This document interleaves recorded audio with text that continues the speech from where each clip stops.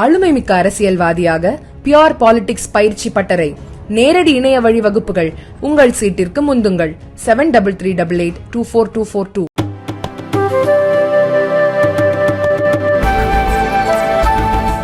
தந்தை பெரியார் தொடங்கி இருக்கிறார். அந்த இதழ் சந்தாதாரர்களுக்கான அறிவிப்பை செய்கிறது. அப்படி சந்தாதாரர்களாக ஆகக்கூடியவர்களில் பட்டியல் சமூகத்தவருக்கு கட்டண சலுகை 50 விழுக்காடு என்று 100 ஆண்டுகளுக்கு முன்பே அறிவித்திருக்கிறார் தந்தை பெரியார் என்பதை அண்ணன் கோவைக்கு ராமகிருஷ்ணன் அவர்கள் இங்கே பதிவு செய்தார். தந்தை பெரியார் அவர்கள் பிறவிலேயே ஒரு சமூக நீதி உணர்வாளராக இருந்திருக்கிறார். எளியவர்களை அரசியல்படுத்த வேண்டும், அதிகார வலிமை உள்ளவர்களாக வளர்த்தெடுக்க வேண்டும் என்கிற பார்வை அவரிடத்தில் இயல்பாக இருந்திருக்கிறது. அவர் கடவுள் மறுப்பாளர், பார்ப்பன எதிர்ப்பாளர் என்கிற அடிப்படையில் மட்டுமே செய்தி வெகுவாக பரவி இருக்கிறது. ஆனால் கடவுள் மறுப்பும் பார்ப்பன எதிர்ப்பும் அவர் கையாண்ட உத்திகளே தவிர அதுவே கொள்கை அல்ல, கோட்பாடு அல்ல. கடவுள் மறுப்பும் பார்ப்பன எதிர்ப்பும் அவருடைய கோட்பாட்டை வலுவாக்குவதற்காக கையாண்ட உத்திகள், ராஜதந்திரங்கள், ஸ்ட்ராட்டஜிஸ். அதுவே அவருடைய கோட்பாடு அல்ல, இதுவே அவரை பற்றிய தவறான புரிதல். பெரியாரை புரிந்து கொள்வதற்கு இந்த 2 கோணங்கள் பொருந்தாது. அவர் கடவுள் எதிர்ப்பாளர் என்று மட்டும் பார்த்தால் அவரை புரிந்து கொள்ள முடியாது. அவர் பார்ப்பன எதிர்ப்பாளர் அல்லது பார்ப்பன வெறுப்பாளர் என்கிற கோணத்தில் மட்டுமே பார்த்தால் அவரை புரிந்து கொள்ள முடியாது. தந்தை பெரியார் அடிப்படையில் சமத்துவ நோக்காளர், சமத்துவ கோட்பாட்டாளர். சமத்துவம் வேண்டும், அதுதான் ஈக்குவாலிட்டி. மானுட சமத்துவம் தேவை. மானுட சமத்துவத்தை வென்றெடுக்க வேண்டுமானால் மக்கள் திரண்டெழ வேண்டும். மக்கள் திரண்டெழ வேண்டுமானால் அவர்கள் பகுத்தறிவோடு சுயமரியாதையோடு சிந்திக்க வேண்டும். மக்கள் சுயமரியாதையோடு வாழ்வதற்கும் பகுத்தறிவோடு சிந்திப்பதற்கும் தடையாக இருப்பவை எவை என்ற தேடலில் அவர் உணர்ந்ததை சுட்டிக்காட்டினார். இவன் சுயமரியாதையோடு வாழ முடியாமல் இருப்பதற்கும் பகுத்தறிவோடு சிந்திக்க முடியாமல் தவிப்பதற்கும் இவனை கட்டி போட்டு வைத்திருப்பது கடவுள் நம்பிக்கைதான்.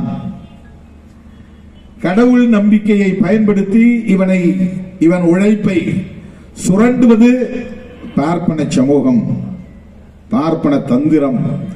எனவேதான் எந்த கடவுளின் மீது இந்த மக்கள் ஒரு குருட்டுத்தனமான அல்லது மூர்க்கத்தனமான ஒரு தீவிரமான நம்பிக்கையை வைத்திருக்கிறார்களோ அந்த நம்பிக்கையை தகர்க்க வேண்டும் என்கிற வெறி அவரிடத்திலே வந்தது. ஆகவேதான் கடவுள் இல்லை, கடவுள் இல்லவே இல்லை, கடவுளை கற்பித்தவன் முட்டாள், பரப்பியவர் அயோக்கியவன், வணங்குகிறவன் காட்டு மிராண்டி என்றெல்லாம் அவர் சொன்னதற்கு காரணம்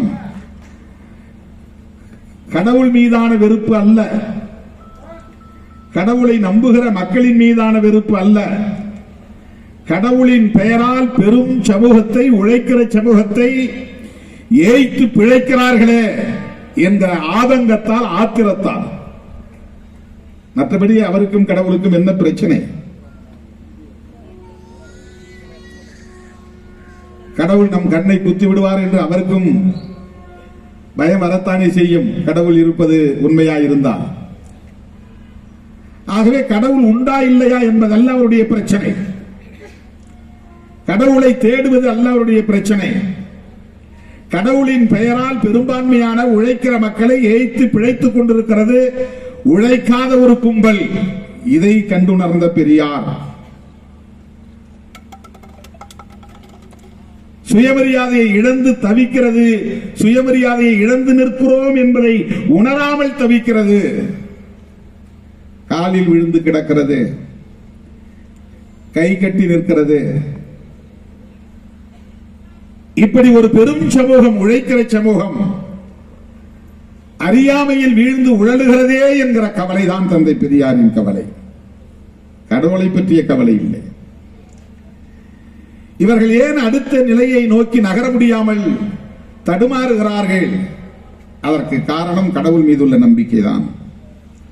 தன்னுடைய நண்பன் யார், தன்னுடைய எதிரி யார், நாம் ஏன் கல்வி பெறாமல் கிடக்கிறோம், நாம் ஏன் நிலம் இல்லாமல் இருக்கிறோம், நமக்கு ஏன் வருமானம் இல்லாமல் இருக்கிறது, நாம் ஏன் வறுமையில் உழலுகிறோம், நம்முடைய தந்தையும் தாயும் வறுமையில் உழன்றார்கள், நம்முடைய பாட்டனும் பாட்டியும் வறுமையில் உழன்றார்கள், முப்பாட்டனும் முப்பாட்டியும் வறுமையில் உழன்றார்கள். 20 மணி நேரம் ஒரு நாளைக்கு உழைத்தும் கூட நம்மால் ஒரு நல்ல வீடு கட்ட முடியவில்லையே, நிலம் சேர்க்க முடியவில்லையே,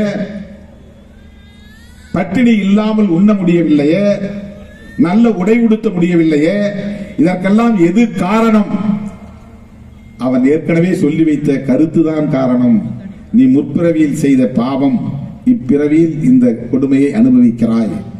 ஆகவே நீ எதுவாக இருந்தாலும் கடவுளிடம் மண்டியிட்டு கேள், மன்னிப்பு கேள். இதுதான் அவனுக்கு சொல்லப்பட்டிருக்கிறது. அதை அவன் நம்பி இருக்கிறான்.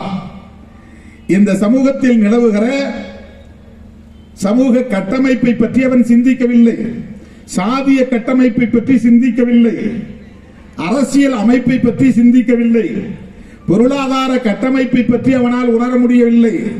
உற்பத்தி செய்வது யார், உற்பத்திக்கான உடைமைகள் யாருடையவை, இதில் வரக்கூடிய வருமானம் எங்கே போகிறது, ஏன் நம்முடைய கூலி உயர்த்தப்படவில்லை, எதற்காக கூலியை குறைத்து தருகிறார்கள், ஏய்க்கிறார்கள், நம்மை அடித்து துன்புறுத்துகிறார்கள், கொடுமைப்படுத்துகிறார்கள், எவற்றையும் இவனால் சிந்திக்க முடியவில்லை. தொழிலை தேடு, அதற்கு எது தடையோ தடையை எதிர்த்து போராடு. இதுதான் பெரியார் போராட்டம். பார்ப்பனர்களுக்கு எதிராக போராடுவது என்பதனுடைய நோக்கம் இல்லை. இவர்கள் இப்படி சிந்திக்க முடியாமல் கிடப்பதற்கு எந்த கருத்து காரணமோ, எந்த தத்துவம் காரணமோ, எந்த கோட்பாடு காரணமோ, அதையே புனித நூல் என்று உயர்த்தி பிடித்துக் கொண்டு உடல் உழைப்பு இல்லாமல் தலைமுறை தலைமுறையாய் சொகுசாய் ஒரு சமூகம் வாழ்கிறது. இந்த வேறுபாட்டை உணர்த்துவதற்காகத்தான் பார்ப்பன எதிர்ப்பு என்பதை தந்தை பெரியார் உயர்த்தி பிடித்தார். இது பெரியாரில் இருந்து தொடங்கியதா என்றால் இல்லை. பெரியாருக்கு முன்பே, பல ஆயிரம் ஆண்டுகளுக்கு முன்பே பார்ப்பன எதிர்ப்பு என்பது இந்த மண்ணில் தோன்றியிருக்கிறது. அதையும் நாம் புரிந்து கொள்ள வேண்டும். ஒன்றிலிருந்து மற்றொன்று என்பதுதான் மார்க்சியம். ஒரு பெரியார் தோன்றுகிறார் என்றால் பெரியாரை போல் சிந்தித்த பல பெரியார் ஏற்கனவே இருந்திருக்கிறார்கள் என்று பொருள். ஒரு திருவள்ளுவர் திருக்குறளை எழுதியிருக்கிறார் என்றால் திருவள்ளுவர் திடீரென்று திருவள்ளுவராக மாறி இருக்க முடியாது. திருவள்ளுவரை போல சிந்தித்த பல ஞானிகள், தமிழ் அறிஞர்கள் இருந்திருக்கிறார்கள், படைப்புகள் இருந்திருக்கும். காரல் மார்க்ஸ் என்கிற ஒரு ஞானி இந்த மண்ணிலே தோன்றியிருக்கிறார் என்றால் திடீரென்று சுயம்புவாக ஒரு ஞானி தோன்றிவிட முடியாது. அந்த காரல் மார்க்சுக்கு முன்னால் அவரை போல சிந்தித்த பொருளியல் அறிஞர்கள் பல நூற்றாண்டுகளாக இருந்திருக்கிறார்கள். அவர்களுடைய திசை வழியில் அந்த முன்னோரை அவர்கள் உள்வாங்கிக் கொண்டதால் அதே போல இவர்கள் இன்னும் செழுமையாக சிந்திக்க முடிகிறது. ஆகவே பெரியார் இந்த மண்ணிலே தோன்றினார் என்றால் பெரியாருக்கு முன்னால் பார்ப்பன எதிர்ப்பு, கடவுள் எதிர்ப்பு, விக்கிரக வழிபாட்டு எதிர்ப்பு தமிழ் மண்ணில் மட்டுமல்ல, இந்திய மண்ணில் மட்டுமல்ல, உலகம் முழுவதும் நடந்திருக்கிறது. உலகம் முழுவதும் நடந்திருக்கிறது.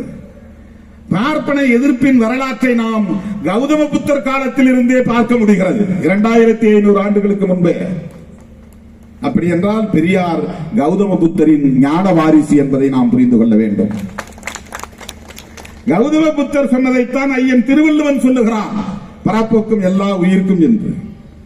ஐயன் திருவள்ளுவன் சொன்னதைத்தான் ஔவை பாட்டி சொல்லுகிறார். சாதி இரண்டொழிய வேறு இல்லை, இட்டார் பெரியோர் இடாதார் இழிகுலத்தோர். சமத்துவ குரல் அப்போதே ஒலித்திருக்கிறது. கடந்த நூற்றாண்டிலே மகாத்மா ஜோதிபா பூலே சமத்துவத்திற்காக குரல் கொடுத்திருக்கிறார். சாவித்திரிபாய் பூலே சமத்துவத்திற்காக போராடி இருக்கிறார். அவர்கள் அந்த ஞான வாரிசாக வருகிறார்கள், அந்த வரிசையில் வருகிறார்கள். தமிழ் மண்ணை பொறுத்தவரையில் பண்டிதர் அயோத்திதாசர், ரெவரண்ட் ஜான் ரத்தினம், ரெட்டமலை சீனிவாசன், MC ராஜா, இவர்கள் எல்லாம் சுயமரியாதை இயக்கத்திலே இருந்து குரல் கொடுத்த தலைவர்கள், சமகால தலைவர்கள். பண்டிதர் அயோத்திதாசர் பெரியாருக்கு முன்னோடி. அவர் பகுத்தறிவு கருத்துக்களை இந்த மண்ணிலே பரப்பினார், சமத்துவ கருத்துக்களை பரப்பினார். ஆரிய எதிர்ப்பை முன்னிறுத்தி திராவிடம் என்கிற சொல்லை இந்த மண்ணிலே புழக்கத்திற்கு கொண்டு வந்தவர் பண்டிதர் அயோத்திதாசர். பெரியார் தான் திராவிடம் என்கிற சொல்லை பயன்படுத்தினார். அதனால் தமிழ் தேசியம் இங்கே எழுச்சி பெற முடியாமல் போய்விட்டது என்று பெரியாருக்கு எதிராக சிலர் தவறான பரப்புதல்களை செய்கிறார்கள். பண்டிதருக்கும் தந்தை பெரியாருக்கும் தொடர்பு இல்லை. 1916 பண்டிதர் காலமாகி விடுகிறார். 1925 வரையிலும் தந்தை பெரியார் காங்கிரஸ் கட்சியிலே இருக்கிறார். காங்கிரஸ் கட்சியை எதிர்த்து வெளியே வருகிறார். காங்கிரஸ் கட்சியில் இருக்கிற பார்ப்பன ஆதிக்கத்தை எதிர்த்து வெளியே வருகிறார். வெளியே வந்த பிறகு அவர் காங்கிரஸ் எதிர்ப்பு என்பதை விட, அரசியல் எதிர்ப்பு என்பதை விட, தேர்தல் அரசியலில் ஈடுபட்டு பதவிக்கு வர வேண்டும் என்கிற பதைப்பு அவரிடத்தில் இருந்தது என்பதை விட அப்படி இல்லை. சமூகத்தில் மாற்றத்தை நிகழ்த்த வேண்டும். பெரும்பான்மையாக இந்த மூட பழக்க வழக்கங்களில் மூழ்கி கிடக்கிற ஏழை எளிய மக்களை மீட்க வேண்டும், அவர்களை விடுவிக்க வேண்டும். இதுதான் அவருடைய ஒரே நோக்கமாக இருந்தது. பொது வாழ்க்கைக்கு வருகிற அனைவரும் எப்படியாவது MLA ஆகிவிட வேண்டும், MP ஆகிவிட வேண்டும், அமைச்சர் ஆகிவிட வேண்டும், அதன் மூலம் பொருளையும் புகழையும் ஈட்ட வேண்டும் என்றுதான் கருதுவார்கள். ஆனால் தந்தை பெரியார் தன் வாழ்க்கையை இந்த எளிய மக்களின் விடுதலைக்காக படைத்துக் கொள்ள வேண்டும் என்று காங்கிரஸ் கட்சியிலே இருந்த பதவியை உதறிவிட்டு வெளியே வந்தவர். அவர் அம்பேத்கரை போல சமூக ஒடுக்குமுறைக்குள்ளானவர் இல்லை. அவருக்கு எந்த காஸ்ட் டிஸ்கிரிமினேஷன், எளிய மக்களுக்கு ஆதி திராவிட சமூகத்தினருக்கு இருப்பதை போல, தலித் மக்களுக்கு இருப்பதை போல அவருக்கு எந்த ஹியூமிலியேஷன், அவமானம், அவமதிப்பு, இழிவு இல்லை. ஒரு ஆதிக்க சமூகத்தை சார்ந்தவர் என்கிற அந்த இருமாப்போடு வாழ்ந்துவிட முடியும். பொருளாதாரத்தில் வலுவான ஒரு குடும்ப பின்னணியை கொண்டவர், சாதியும் ஒரு சமூக தகுதியை கொண்ட பின்னணியை கொண்டவர். அவருக்கு அம்பேத்கர் அவர்களைப் போல இந்த தீண்டாமையை எதிர்க்க வேண்டும், இழிவை எதிர்க்க வேண்டும் என்கிற கட்டாயம் இல்லை. எண்ணி பார்க்க வேண்டும். அவர் சொகுசாக வாழ்ந்திருக்க முடியும், சாதிய இருமாப்போடு வாழ்ந்திருக்க முடியும், அவருக்கு இருந்த பொருளாதார செல்வாக்கோடு காலத்தை கழித்திருக்க முடியும். ஆனால் எல்லாவற்றையும் உதறிவிட்டு இந்த எளிய மக்களின் விடுதலைக்காக என் வாழ்வை ஒப்படைக்கிறேன் என்று வீதிக்கு வந்தவர் தந்தை பெரியார். அதற்காக எழுத துணிந்தவர், அதற்காக பேசியவர். ஆகவே மானுட சமத்துவம் என்பதுதான் பெரியாரின் இலக்கு. மானுட சமத்துவத்திற்கு எதிரான கோட்பாட்டை தோலுரிப்பதுதான் அவருடைய களப்பணி. மானுட சமத்துவத்திற்கு எதிரான கோட்பாடு எது? பண்டிதர் ஆரியம் என்று சொன்னார், பெரியார் பார்ப்பனியம் என்று சொன்னார். நேரடியா ஸ்பெசிபிக்கா சொல்லணும். பண்டிதர் காலத்திலே அது ஆரியம் என்று சொல்லப்பட்டது. இந்திய மண்ணில் இரண்டே இனம்தான், இரண்டு ரேஸ். தேசிய இனம் என்பது மொழி சார்ந்தது, மரபினம் என்பது குருதி வகையை சார்ந்தது. ரேஷியல் குரூப் வேற, எத்னிக் குரூப் வேற. தமிழன் என்பது தேசிய இனம், திராவிடன் என்பது மரபினம். ரெண்டுக்கு வேறுபாடு இருக்கிறது. திராவிட மரபினம் என்றால் இந்தியாவிலே வேற என்ன மரபினம் இருக்கிறது? ஆரிய மரபினம் இருக்கிறது. அம்பேத்கர் ஆரியர் இல்லை, எனவே அவரும் திராவிட மரபினத்தை சார்ந்தவர் தான். ஆரியர் அல்லாத அனைவருமே திராவிட மரபினத்தை சார்ந்தவர்கள். புரட்சியாளர் அம்பேத்கர் சொல்லுகிறார், இந்தியா முழுவதும் நாகர்கள் என்கிற ஒரு குலம் வாழ்ந்தார்கள். அவர்கள் ஆதி காலத்தில் பேசிய மொழி தமிழ். அது அன்றைக்கு தமிழ் என்று அழைக்கப்பட்டது. அதனால் தமிழர் என்று அழைக்கப்பட்டார்கள். தமிழை சமஸ்கிருதத்தில் திராவிடம் என்றுதான் அழைப்பார்கள், தமிழம் என்றுதான் அழைப்பார்கள். சான்ஸ்கிரிட்ல அதுக்கு வேறு பேர் தானே. தமிழ்ல சோறு, சான்ஸ்கிரிட்ல அதுக்கு பேர் சாதமா என்னவோ தெரியல, சாதம். அது வடமொழி. அதனாலதான் வடக்கிருந்து வந்த மொழி வடமொழி, தெற்கிருந்த மொழி தென்மொழி. தென்மொழி என்பது தமிழ். தமிழிலிருந்து தான் தெலுங்கு, மலையாளம், கன்னடம், துளு எல்லாம் உருவானது என்ற ஒரு பகுப்பாய்வு உண்டு. எனவே இந்தியாவில் 2 மொழி, ஒன்று வடமொழி. அந்த வடமொழி என்றால் அது சான்ஸ்கிரிட். பாலியும் இருந்தது ஒரு காலத்தில். மதம் அது இந்துக்களுக்கான மதம் அல்ல. வேத மதம் என்பது பார்ப்பனர்களுக்கான, ஆரியர்களுக்கான மதம்.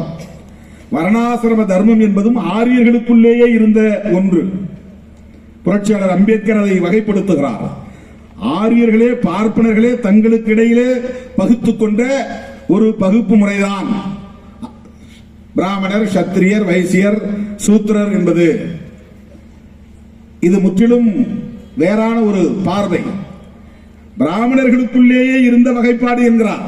இது பிராமணர் அல்லாதாரை பிற்காலத்தில் இணைத்துக் கொண்டார்கள். சத்திரியரே பிராமணரில் ஒரு வகை என்கிறார் புரட்சியாளர் அம்பேத்கர்.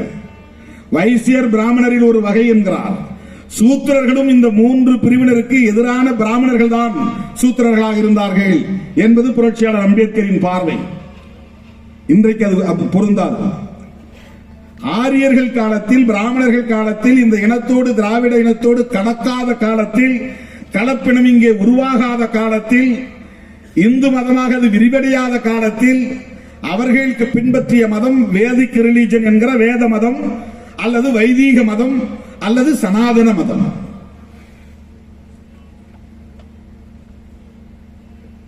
மகா பெரியவாள் என்று சொல்லுகிற ஸ்ரீ சந்திரசேகரேந்திர சரஸ்வதி சுவாமிகள் அவர் சொல்லி இருக்கிற உரையிலே, அவருடைய உரையிலேயே, அவர்கள் வெளியிட்டு இருக்கிற அனாதி மதம் என்கிற நூலிலேயே நமக்கு மதம் என்ற ஒன்றே இல்லை என்று சொல்லுகிறார். இந்து என்பதெல்லாம் வெள்ளையர்கள் வைத்த பெயர், அண்மையிலே வைத்த பெயர். சிவமதம் என்பதும் நமக்கான ஒரு அடையாளமே தவிர அது மதத்தின் பெயர் அல்ல. வைணவம் என்பதும் சில வழிபாட்டு முறைகளால் அடையாளப்படுத்தப்படுகிற ஒன்றே தவிர அது மதத்தின் பெயர் அல்ல. இது ஆதி காலத்தில் தோன்றிய போது உலகில் வேறு எந்த மதமும் இல்லை. அதனால் இந்த மதத்திற்கு பெயர் தேவைப்படவில்லை, பெயர் தேவைப்படாமல் இருந்தது. சனாதனம் என்பதும் பிற்காலத்தில் யாரோ சொன்ன ஒன்றே தவிர அதுவும் நாம் ஆதி காலத்தில் வரித்துக் கொண்ட ஒன்று இல்லை. இதுவெல்லாம் ஸ்ரீ சந்திரசேகரேந்திர சரஸ்வதி சுவாமிகள் என்கிற மகா பெரியவாள் சொல்லுகிறார். இன்னைக்கு அவங்க எல்லாம் இந்துத்துவா, நாங்கள் எல்லாம் இந்துக்கள் என்று சொல்லுகிறவர்கள் போய் சொன்னால் அதை ஏற்றுக்கொள்ள மாட்டார்கள். அப்படி ஒரு கருத்தை இல்லாத காலம். ஆகவே பண்டிதரின் காலத்தில் ஆரிய எதிர்ப்பு இருந்தது. தந்தை பெரியாரின் காலத்தில் பார்ப்பனிய எதிர்ப்பாக அது மாறியது. ஏன் பார்ப்பனிய எதிர்ப்பு இங்கே தேவைப்படுகிறது? பார்ப்பனிய எதிர்ப்பு என்பதை விட பார்ப்பனிய விளக்கம், exclusion of Brahminism, exclusion of Brahmins, இதுதான் இந்த காலத்தில் இந்தியாவில் நடந்த போராட்டத்தில் மிக முக்கியமான கூறு, ஒரு முக்கியமான அம்சம். பிராமணர்களை தவிர்த்த மற்றவர்களை ஒருங்கிணைக்க வேண்டும். மற்றவர்களுக்கு பண்பாட்டு ரீதியிலே ஒரு ஒற்றுமை இருக்கிறது, வாழ்வியல் முறையிலே ஒரு ஒற்றுமை இருக்கிறது, குருதி வகையிலும் ஒரு ஒற்றுமை இருக்கிறது.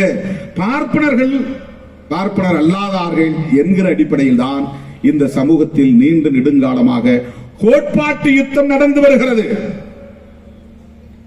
பெரியார் காலத்துக்கு முன்பே தொடங்கிவிட்ட ஒன்று, கௌதம புத்தர் காலத்திலேயே தொடங்கிவிட்ட ஒன்று.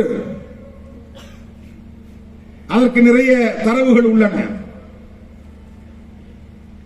கௌதம புத்தர் கடவுள் பற்றி பேசவில்லை, மதத்தை பற்றி பேசவில்லை, வழிபாட்டை பற்றி பேசவில்லை, கடவுள் மறுப்பை பற்றியும் பேசவில்லை. சுதந்திரம், சமத்துவம், சகோதரத்துவம், அதுதான் பௌத்தம். அதுதான் இன்னைக்கு கான்ஸ்டிடியூஷன் பிரியாம்பிள் இருக்கு. புரட்சியாளர் அம்பேத்கர் அதைத்தான் மேற்கோள் காட்டுகிறார். அவரும் மானுட சமத்துவத்தை முன்னிறுத்துவதற்கு காரணம் சமத்துவம் இல்லாத சமூக கட்டமைப்பு இங்கே நிலை பெற்றிருந்தது புத்தரின் காலத்தில். ஆகவே சமத்துவம் தேவை. சமத்துவம் தேவை என்றில் சகோதரத்துவம் தேவை. சகோதரத்துவம் தேவை எனில் சுதந்திரம் தேவை, லிபர்ட்டி. இதை முன்மொழிந்தவர் பகவான் புத்தர், கௌதம புத்தர். பகவான்னா கடவுள் கிடையாது, மேலானவர் என்று பொருள், உயர்ந்தவர் என்று பொருள். கடவுள் நம்பிக்கையை பற்றியே பேசாத ஒருவர். அவரை பேருக்கு மதமாக்கிட்டாங்க, பௌத்தத்தை மதமாக்கிட்டாங்க. கௌதம புத்தரை மதத்தை நிறுவிய ஒருவராக மாற்றிவிட்டார்கள். இப்படி திரிபுவாதம் சமூகத்தில் நிகழ்ந்து விடுகிறது. அருமை தோழர்களே, தந்தை பெரியார் பார்ப்பன சமூகத்தின் மீது எந்த சூழலிலும் தனிப்பட்ட முறையிலே வெறுப்பு அரசியலை விதைக்கவில்லை. பார்ப்பனியம் என்கிற கோட்பாடு, பார்ப்பனர்கள் என்கிற சமூகம் உழைக்கிற மக்களுக்கு எதிராக ஆதிக்கம் செலுத்திக் கொண்டிருக்கிறது. ஆதிக்கத்தை எதிர்ப்பதால் பார்ப்பன எதிர்ப்பு இயல்பாக வருகிறது. பார்ப்பனிய மேலாதிக்கத்தை எதிர்க்கிற போது பார்ப்பன எதிர்ப்பு இயல்பாக வருகிறது.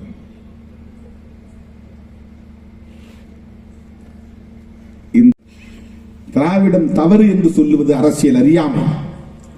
திராவிடத்தால் வீழ்ந்தோம் என்று சொல்லுவது மக்களை ஏய்க்கிற ஒரு முயற்சி. அது ஒரு வரலாற்று பிழை.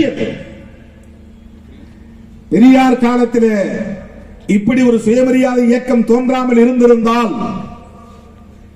பார்ப்பன ஆதிக்கத்தை எதிர்த்து நம்மால் போராடி இருக்க முடியுமா என்பதை எண்ணி பார்க்க வேண்டும். எல்லா மாநிலங்களிலும் அவர்களால் வாலாட்ட முடிகிறது, தமிழ்நாட்டில் மட்டும் முடியவில்லையே, என்ன காரணம்? எவ்வளவு முயற்சிகளை மேற்கொண்டு பார்க்கிறார்கள். கூட்டணி வைத்தும் பார்த்தார்கள். திராவிட இயக்கங்களோடு திமுகவோடும் கூட்டணி வைத்து பார்த்தார்கள், முடியவில்லை. அதிமுகவோடும் கூட்டணி வைத்து பார்த்தார்கள், முடியவில்லை. திமுக அதிமுக அல்லாமல் சாதி சாதியாக போய் சாதி பெருமைகளை ஊட்டி தனித்தனியாக உடைத்து இணைத்து பார்த்தார்கள், முடியவில்லை. எத்தனை முறை நீ இங்கே குட்டிக்கரணம் அடித்தாலும் தமிழ்நாட்டில் உன்னால் காரூன்ற முடியாது என்று மக்கள் இங்கே பாடம் புகட்டி இருக்கிறார்கள் நடந்து முடிந்த நாடாளுமன்ற பொதுத் தேர்தலிலே. இது பெரியார் தொடங்கி வைத்த சமத்துவ போராட்டத்தின் விளைச்சல். சாதாரணமாக விளைந்து விடவில்லை. ஏதோ இன்றைக்கு திருமாவளவன் பேசுவதால் அல்லது தமிழ் தேசியம் பேசுவதால் நிகழ்ந்துவிட்ட ஒன்று அல்ல. ஒரு 100 ஆண்டு கால போராட்டத்தின் வெற்றி இது. அன்றைக்கு 1938 இந்தி திணிப்பை எதிர்த்து பெரியார் போராடாமல் இருந்திருந்தால் 1965 இந்த போராட்டம் வெடித்திருக்காது. 1965 அவர்கள் தீக்குளித்து உயிர் மாயக்கூடிய அளவுக்கு தியாகம் செய்யாமல் இருந்திருந்தால் நீயும் நானும் இந்தி பேசக்கூடிய இந்தி வாழாக்களாக மாறி இருப்போம். நீயும் நானும் இந்தி பேசக்கூடியவர்களாக இந்தி தெரிந்த ஒரு சமூகமாக மாறி இருந்தால் மோடியின் வித்தை இங்கே எடுபட்டிருக்கும். தமிழ்நாட்டில் இந்தி வாழாக்களின் ஆதிக்கம் மேலோங்கி இருக்கும். 1938 நடந்த அந்த இந்தி எதிர்ப்பு போராட்டம் தான் இன்றைய வரையில் மோடியின் அந்த மாய்மால பேச்சுக்கு இரையாகாமல் தமிழர்கள் தப்பித்துக் கொண்டிருக்கிறார்கள், எதிர்த்து நிற்கிறார்கள். இதெல்லாம் வெறும் யூகம் இல்லை, இதுதான் வரலாறு. இந்தியாவில் எல்லா மாநிலங்களிலும் அவர்களால் காலூன்ற முடிகிறது. ஆட்சியை கூட கர்நாடகாவிலே கைப்பற்ற முடிகிறது. ஆனால் இங்கே அவர்களால் அக்கவுண்ட் கூட ஓபன் பண்ண முடியவில்லை. ஒரே ஒரு இடத்துல கூட தனித்து நின்று சாதித்து விட முடியும் என்பதை போல ஒருவர் சவடால் அடித்தார். இப்ப எங்க போனார்னே தெரியல. நிறைய பேர் அதுக்கு எதிர்காலம் இருக்குன்னு போய் பிஜேபி சேர்ந்தாங்க. இப்ப எல்லாம் திருப்பி ஓடி வராங்க. திமுக அதிமுக விசிக என்று ஓடி வருகிறார்கள். இதுவெல்லாம் பெரியாருக்கு நாம் நன்றி செலுத்த கடமைப்பட்டவர்களாக இருக்கிறோம் என்பதை உணர்த்தக்கூடிய ஒன்று. தோழர்களே, மறுபடியும் சொல்லுகிறேன், பார்ப்பன எதிர்ப்பும் கடவுள் மறுப்பும் பெரியார் கையாண்ட உத்திகளே தவிர அது கோட்பாடு அல்ல. சுயமரியாதையும் சமத்துவமும் தான் அவர் போதிக்க விரும்பிய அரசியல். ஒவ்வொரு மனிதனும் சுயமரியாதையோடு வாழ வேண்டும், தன்மானத்தோடு வாழ வேண்டும். இந்த தன்மானம் எங்கிருந்து வரும்? நீ கடவுளின் பெயரால் ஏமாந்து கொண்டிருக்கிறாயே, அதிலிருந்து மீளுவதில் இருந்துதான் வரும். அதிலிருந்து மீட்சி பெறுகிற போதுதான் வரும். கடவுள் இல்லை கடவுள் இல்லை என்று சொல்லிக்கொண்டே இருந்த பெரியார் 94 வயது வரையில் வாழ்ந்தார். ஒரு கடவுள் கூட அவரை ஒன்னும் பண்ணல. நீ எப்படா எங்களை இல்ல இல்ல நீ சொல்லிட்டு இருக்கிற, எங்களை கேவலமா நீ விமர்சனம் பண்ணிட்டு இருக்கிற, உன்னை சும்மா விட மாட்டோம், உன் கண்ணை கூத்திடுவோம், உனக்கு திடீர்னு வந்து மயக்கம் போட்டு விழுந்து ஹார்ட் அட்டாக் வந்து வாய் மூக்கு ரத்தம் வந்து சாகடிப்போம் அப்படின்னு யாரும் செய்யவே இல்லை. கடவுள் கடவுள் கடவுளுக்கு மட்டும் 30 வயசுல போயிடுறான், 35 வயசுல போயிடுறான், 40 வயசுல போயிடுறான். இது வந்து கடவுளோடு பொருத்தி பார்க்க வேண்டாம். மனித வாழ்க்கை அவங்களுடைய வாழுகிற முறையை பொறுத்துதான் ஆய்வு. ஜீன் ஒரு காரணம், எப்படி வாழணுங்கிறது ஒரு காரணம். நேரத்தையே தூங்கணும், நேரத்தையே சாப்பிடணும், உடற்பயிற்சி எடுக்கணும், நல்லதையே சிந்திக்கணும், நல்லதையே செய்யணும், விபத்துல சிக்காம இருக்கணும். இதெல்லாம் நம்ம வந்து கடைபிடித்தால் ஒரு மனிதனுடைய வாழ்க்கை இயற்கையிலேயே 100 ஆண்டுகள் வரையிலும் வாழலாம். 100 ஆண்டுகள் வரையும் வாழலாம். கடவுளை கும்பிடாமலேயே வாழ முடியும். கோயில்களுக்கு போகாமலேயே 100 ஆண்டுகள் வாழ முடியும். நீ இவ்வளவு செஞ்சுக்கிட்டே எத்தனை கடவுளை கும்பிட்டாலும் பாதியிலே போய் சேர்ந்து விடுவோம். ஒன்றும் பண்ண முடியாது. கடவுள் அதுக்கு பொறுப்பு இல்லை. இதை சொன்னவர் தந்தை பெரியார். இதுக்காக அவர் கடவுளுக்கு எதிரிங்கிற மாதிரி காட்டுறாங்க. கடவுள் மறுப்பாளர், அவர் நாஸ்திகர். நாஸ்திகம் ஒண்ணு கிடையாது. நாத்திகம் அப்படின்னா அதுக்கு என்ன பொருள்னா கடவுள் மறுப்புன்னு அர்த்தம் இல்ல. சூன்யவாதம், சூன்யவாதம்னு பேரு. சூன்யம்னா ஒண்ணும் இல்லைன்னு அர்த்தம், வேக்யூம். உன்னை நாஸ்தி பண்றவனா ஆள் இல்லாம ஆக்கிறவன்னு அர்த்தம். நாஸ்தின்னா இல்லாமல் ஆக்கிறது, ஆஸ்தின்னா சொத்து, நாஸ்தின்னா ஒண்ணும் இல்லைன்னு அர்த்தம். இப்ப எதுவுமே இல்லாத ஒரு சூன்யவாதம்ங்கிறது உலகத்தில் கிடையாது. அது அறிவியலுக்கு முரணானது. கடவுள் இல்லைன்னு சொல்றதுனால அதை நாத்தியம் சொல்றாங்க. தந்தை பெரியாருடைய நோக்கம் அது அல்ல. நீ எதை நம்பி கிடக்கிறாயோ அதனால் நீ மீள முடியாமல் வீழ்ந்து உழலுகிறாய், வறுமையிலே உழலுகிறாய். அதை நீ சிந்தித்து பார். உன்னாலும் போராட முடியும், உன்னாலும் மீட்சி பெற முடியும், உன்னாலும் சாதிக்க முடியும், உன்னாலும் வாழ்ந்து காட்ட முடியும். நீயும் நீதிபதியாக முடியும், நீயும் முதலமைச்சராக முடியும், நீயும் பிரதமராக முடியும். அதிகாரத்துக்கு எனக்கு சம்பந்தம் இல்லாத அப்படின்னு நீ தொலை தூரத்தில் கிடக்காத. மனசுக்குள்ள நீ முன்முடிவு செய்துக்காத. என்னால் அது முடியாது, எனக்கு அதுக்கு தொடர்பு இல்லை, அதிகாரத்துக்கு வர்றவங்கலாம் அது தனி, அவங்க வேற, நாங்க அதுக்கு சம்பந்தம் ஓட்டு போடுறது மட்டும்தான் எங்களுக்கு அப்படின்னு நினைக்காத. உன்னாலும் முடியும். இந்த நம்பிக்கையை விதைத்தவர் தந்தை பெரியார். அதுதான் சுயமரியாதைங்கிற உணர்வு. இருக்கிற இந்த சமூக இருப்பு எவ்வாறு இருக்கிறது, சாதிய கட்டமைப்பு எவ்வளவு வலுவாக இருக்கிறது, அதை தகர்க்கக்கூடிய சூழல் இன்னும் கனியவில்லை. ஆகவே அதை தகர்ப்பதற்கு ஜனநாயக சக்திகள் தயாராக வேண்டும் என்ற எச்சரிக்கையை தருகிற ஒரு உரை.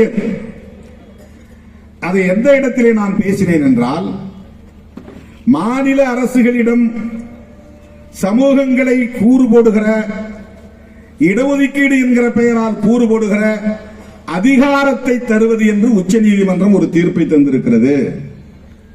இதை பற்றிய விமர்சனம் அதுதான் இன்றைக்கு எதிர்மறையாக என் மீது ஒரு கருத்து உருவாகி இருக்கிறது. விடுதலை சிறுத்தைகளை பொறுத்தவரையில் அருந்ததியர் சமூகத்திற்கான இடஒதுக்கீட்டை முதலில் எழுந்து ஆதரித்திருக்கிறது என்பதுதான் வரலாறு. இதை உண்மையான ஜனநாயக அணுகுமுறை உள்ள யாரும் மறுக்க முடியாது. கம்யூனிஸ்ட் கட்சிகள் அனைவருக்கும் தெரியும், முதல்வர் கலைஞருக்கு தெரியும், அன்றைக்கு அந்த கூட்டத்தில் பங்கேற்ற அனைவருக்கும் தெரியும். கலைஞர் என்னை அழைத்து நானும் ரவிக்குமார் அவர்களும் போய் கோபாலபுரம் இல்லத்திலே அமர்ந்து கிட்டத்தட்ட 1 மணி நேரம் எங்களோடு அவர் உரையாடி கொண்டிருந்தார். எதுவும் பொய்யல்ல, இட்டுக்கட்டி பேச விரும்பவில்லை. மார்க்சிஸ்ட் கம்யூனிஸ்ட் கட்சி தலைவர்கள் இப்படி ஒரு கோரிக்கையை வைக்கிறார்களே, உங்கள் கருத்து என்ன, அனைத்து கட்சி கூட்டத்தை கூட்டலாமா என்று எங்களை கேட்டார். அந்த கருத்திலே நாங்கள் தேர்தல் அரசியலுக்கு வருவதற்கு முன்பே உடன்பட்டவர்கள். ஆகவே அவர்களுக்கு உரிய கோரிக்கை, அவர்களுக்கான கோரிக்கையை நிறைவேற்றுவது அவசியம். அனைத்து கட்சி கூட்டத்தையும் கூட்டுங்கள். விடுதலை சிறுத்தைகள் கோபாலபுரம் இல்லத்திலே முதல்வரிடத்திலே எடுத்து வைத்த கருத்து இது. அன்றைக்கு பலரும் எதிர்ப்பு தெரிவித்தார்கள். அந்த நாளிலிருந்து இந்த நாள் வரையில் எதிர்ப்பு தெரிவித்தவர்கள் அனைவரும் என்னை விமர்சித்துக் கொண்டிருக்கிறார்கள். உன்னால் தான் அந்த சட்டம் வந்தது, உன்னால் தான் அந்த சிக்கல் வந்தது என்று இன்றைக்கும் கூட புதிய தமிழகம் தலைவர் வெளிப்படையாக என்னை திட்டி தீர்த்திருக்கிறார். ஏதோ பெருசா பேசுறாங்க, அன்னைக்கு இவங்க ஆதரவு தெரிவிச்சாங்க. அதனால்தான் இப்படி ஒரு சட்டமே வந்தது. அவர் ஒப்புதல் வாக்குமூலம் தருகிறார். இன்றைக்கு நாம் எதிர்ப்பது என்பது உள்ஒதுக்கீட்டை அல்ல. தமிழ்நாட்டிலே அருந்ததியர்களுக்கு தரப்படுகிற உள்ஒதுக்கீட்டை போல் ஆந்திராவில் கிடையாது, தெலுங்கானாவில் கிடையாது, மகாராஷ்டிராவிலே கிடையாது, ஹரியானாவிலே கிடையாது. ஒட்டுமொத்தமாக தலித் மக்களை 3-4 பிரிவுகளாக பிரித்து இடஒதுக்கீட்டையே கூறு போட்டு பங்கு போட்டு கொடுத்து விட்டார்கள். ஓன் ஜாதிக்கு இவ்வளவு, ஓன் ஜாதிக்கு இவ்வளவு, ஓன் ஜாதிக்கு இவ்வளவுன்னு ஒரு நிரந்தரமான தடுப்பு சுவரை போட்டு விட்டார்கள். அம்பேத்கர் அகில இந்திய அளவிலே எந்த ஹோமோஜீனஸ் கேரக்டர், ஒருமித்த பண்புள்ள சமூகங்கள் என்று அடையாளம் கண்டு, ஹோமோஜீனஸ் என்றால் ஒருமித்த பண்புகள் உள்ள சமூகங்கள், ஒரே தன்மை உள்ளவை. ஹெட்ரோஜீனஸ் என்றால் மாறுபட்ட தன்மை உள்ளவை. இப்ப கல்ச்சுரலா எடுத்துக்கிட்டா அம்பேத்கர் நமக்கு ஹெட்ரோஜீனஸ். அவர் ரொட்டி சாப்பிடுவார், நமக்கு அரிசி சாப்பிடுவோம். அவர் பேண்ட் கோட்டு சூட்டு போட்டு வர, நம்ம வேட்டி சட்டை போட்டுக்குவோம். இது ஹெட்ரோஜீனஸ். அவர் மராத்தி மொழியை பேசுறார், நாம் தமிழ் மொழியை பேசுறோம். இது ஹெட்ரோஜீனஸ். அப்ப அம்பேத்கருக்கு நமக்கு உள்ள ஹோமோஜீனஸ் என்ன அப்படின்னா, அவரும் டிஸ்கிரிமினேட்டரி கம்யூனிட்டியில் இருந்து வந்தவர், நாமும் டிஸ்கிரிமினேஷனுக்கு பாதிப்புக்கு உள்ளாகி இருக்கிறோம். டிஸ்கிரிமினேஷன் என்ன? சாதிய பாகுபாடு, கீழ் சாதி மேல் சாதி என்கிற பாகுபாடு. பாகுபாட்டின் அடிப்படையில் ஒருமித்த பண்புள்ள சாதிகள் எவை என்பதை கண்டறிந்து அவற்றையெல்லாம் தொகுத்து ஒரு பட்டியலாக்கி இவர்கள் அனைவருக்கும் கல்வியிலும் வேலை வாய்ப்பிலும் இடஒதுக்கீடு தர வேண்டும் என்பதை அரசமைப்பு சட்ட ரீதியாக உறுதிப்படுத்தியவர் புரட்சியாளர் அம்பேத்கர் அவர்கள். ஏன் அதை செய்தார்னா, ஒவ்வொரு சாதியா பார்த்தா அவன் மைக்ரோஸ்கோபிக் மைனாரிட்டி ஆயிரும். தமிழ்நாட்டுக்குள்ள ஒரு சாதியை தனியா பார்த்தீங்கன்னா ஒரு 2% 3% இருப்பான். அகில இந்திய அளவில் அது மைக்ரோஸ்கோபிக்கா போயிடும். மைக்ரோஸ்கோபிக்னா என்னன்னா 0.01 0.001 அப்படிங்கிற மாதிரி போயிடும். அவன் நெக்லிஜிபிள் 3 சாதிகள் மட்டும்தான் லட்சக்கணக்கான மக்கள் தொகையை கொண்ட சாதிகள். மற்றவை எல்லாம் 10,000 5,000 7,000 2,000 1,000 அளவில் தான் 73 சாதிகள் இருக்கின்றன. இந்த 73 சாதிகளுக்கு இடஒதுக்கீடு கோரவே முடியாது, கிளைம் பண்ணவே முடியாது. சமூக நீதியை பரவாது. மீனவர்களுக்கு சமூக நீதி பரவாது. புதிர வண்ணார்களுக்கு சமூக நீதி பரவாது. முடித்திருத்தக்கூடிய பார்வர்கள், அவர்களுக்கு யார் சமூக நீதி கேட்பது? என்ன எண்ணிக்கை இருக்கிறது? எந்த எண்ணிக்கையும் கிடையாது, நம்பர் கிடையாது, சைசபிள் நம்பர் கிடையாது, பர்சன்டேஜ் சொல்ல முடியாது.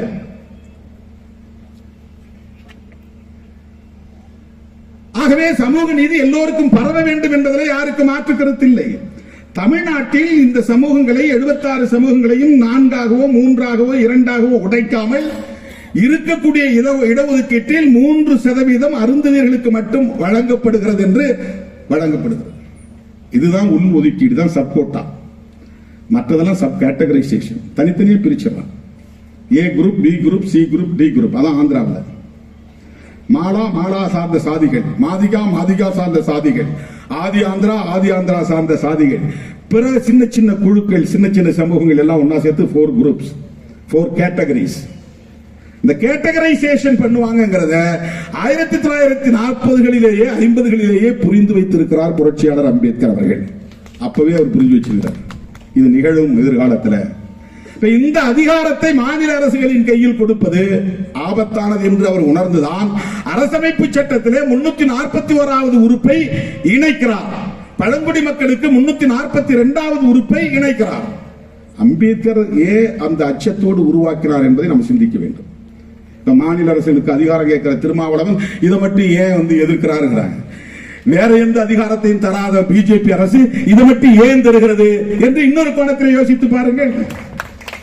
மொழிக்கான உரிமையை தரம் இருக்கிறவர்கள், மற்ற உரிமைகளை தரம் இருக்கிறவர்கள், கல்வி தொடர்பான உரிமையை பறித்துக் கொள்கிறவர்கள், மாநில உரிமைகள் அனைத்தையும் பறித்துக் கொள்ளுகிறவர்கள், வரி விதிப்பை கூட வரி வசூலிக்கிற உரிமையும் ஜிஎஸ்டி மூலம் பறித்துக் கொண்டவர்கள், நீட் எக்ஸாம் மூலமாக நம்முடைய உரிமைகளை பறித்துக் கொண்டவர்கள், ஏன் இதை மட்டும் உங்களுக்கு நான் தரங்கிறோம்? இந்த கோணத்தில் சிந்திச்சு பாருங்க. 1950லேயே அரசமைப்பு சட்டத்திலேயே 341வது பிரிவை அவர் கொண்டு வந்தது 2 அவையிலும், மாநிலங்களவையிலும் மக்களவையிலும் இது குறித்து எஸ்சி எஸ்டி மக்கள் பிரச்சனை சம்பந்தமா எதுவா இருந்தாலும் நீ பார்லிமெண்ட்ல டிஸ்கஸ் பண்றேன், ஆயிரக்கணக்கான ஆண்டுகளாக சாதியவாதிகளால் வீழ்த்தப்பட்டிருக்கிறார்கள். பல ஆயிரக்கணக்கான ஆண்டுகளாக சாதி வெறியர்களால் கொடுமைக்குள்ளாக்கப்பட்டவர்கள். மாநிலங்களில் இப்படிப்பட்ட சாதி ஆதிக்கம் உள்ளவர்களின் கைகளில் தான் எதிர்காலத்தில் அரசும் ஆட்சியும் இருக்கும். ஆந்திராவிலே எவ்வளவு முயற்சி செய்தாலும் மாலா முதல்வராக முடியாது. காப்பு இல்லைன்னா ரெட்டி இல்லைன்னா சௌத்ரி அவங்கதான் வர முடியும். தெலுங்கானாவிலே எப்படித்தான், தமிழ்நாட்டிலும் அப்படித்தான். தமிழ்நாட்டில் மட்டும் ஒரு வேறுபாடு என்னவென்றால், ஓபிசி சமூகத்தில் இருக்கிற சிறுபான்மையினர் வர முடிகிறது, அல்லது தமிழர் அல்லாதவர் வர முடிகிறது. பெரும்பான்மை சமூகமாக இருக்கிற முக்குளத்தோரோ கவுண்டரோ அல்லது வன்னியரோ நாடாரோ வர முடியவில்லை அப்படிங்கிற ஒரு அரசியல். அது தனி, அது சப்ஜெக்ட். ஏது வர முடியல அது வேறு. ஆனாலும் ஒரு தலித் முதலமைச்சராக வர முடியாத ஒரு சோசியல் ஸ்ட்ரக்சர் இங்கே இருக்கிறது, வர முடியாது. இந்தியாவின் குடியரசுத் தலைவராக கூட திரௌபதி முர்மு என்கிற பழங்குடி பெண்மணி வர முடியும். ராம்நாத் கோவிந்த் என்கிற ஷெட்யூல் இனத்தை சார்ந்தவர் வர முடியும். கேஆர் நாராயணன் என்கிற ஷெட்யூல் வகுப்பை சார்ந்தவர் வர முடியும். ஆனால் இந்தியாவின் பிரதமராக வர முடியுமா? இந்த கேள்விக்கு விடை சொல்ல முடியுமா? அதற்கு இந்த சமூகம் இளகிய தன்மை கொண்டதாக இருக்கிறதா? ஜனநாயகம் பரவி இருக்கிறதா? ஏற்றுக்கொள்கிற உளவியல் வளர்ந்திருக்கிறதா? இந்த கவலையிலிருந்துதான் எதுவாயிருந்தாலும் மாநில அரசுகளின் கைகளில் ஒப்படைக்க வேண்டாம். இந்த சப் கேட்டகரைசேஷன் அல்லது சப் கிளாசிபிகேஷன் எதுவாக இருந்தாலும் அதனை பார்லிமெண்ட்ல 2 அவையிலும் பேசு. அங்க முடிந்த வரையில் எதிர்ப்பு எழும் அல்லது விவாதம் ஜனநாயக பூர்வமாக நடக்கட்டும். அந்த ஜனநாயக பூர்வமாக அங்க அவன் கேட்டகரைஸ் பண்ணட்டும். கேட்டகரைஸ் பண்றது பிரச்சனை கிடையாது. பட் இது மாநிலங்களவையிலும் மக்களவையிலும் பேசி குடியரசுத் தலைவர் வரையில் கவனத்திற்கு போய் அதன் பிறகு அது அப்ரூவலாக வேண்டும். அது ஒரு செக் வைக்கிறார், ஒரு முளக்குச்சி போட்டு அடிச்சு கட்டி வைக்கிறார். ஒரு பாதுகாப்புக்கான ஒரு உணர்வில் இருந்துதான், அது வேறொன்றும் இல்லை, வேறொன்றும் கிடையாது. இதைத்தான் விடுதலை சிறுத்தைகள் எதிர்க்கிறோம். The power to the state government for sub-categorization.